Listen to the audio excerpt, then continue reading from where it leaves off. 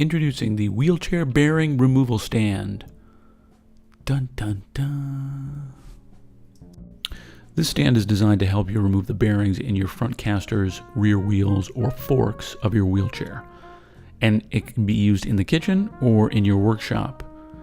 The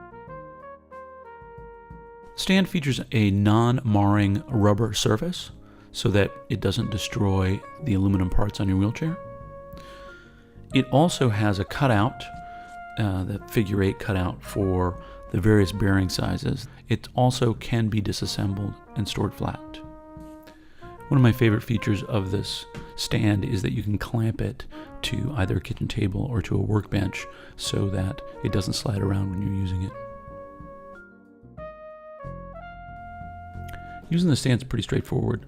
You want to prepare the extractor, in this case in the front wheel.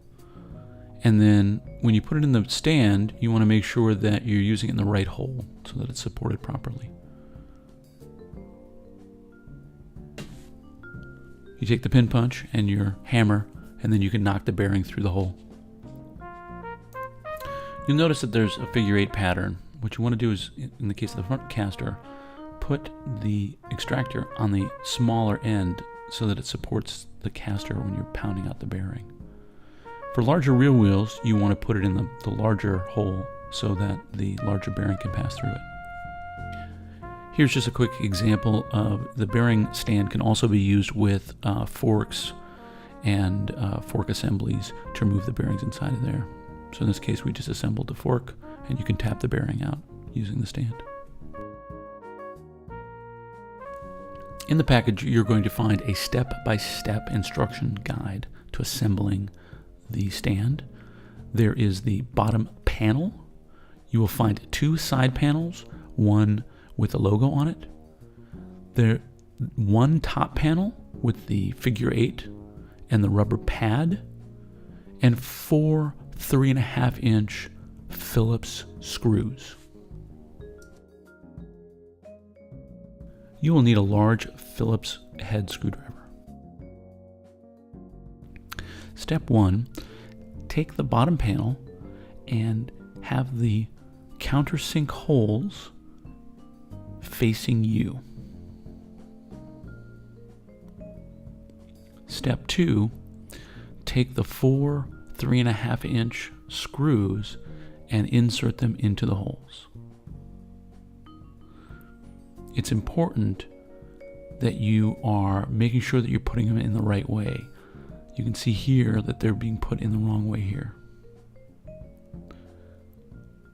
Step 3, take the 2 side panels and then slide them over the screws, making sure that if you want the logo to be outward facing, make sure that the logo is outward facing.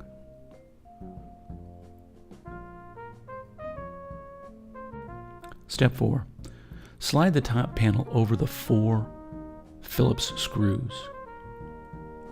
Using a large screwdriver, gently tighten all 4 screws.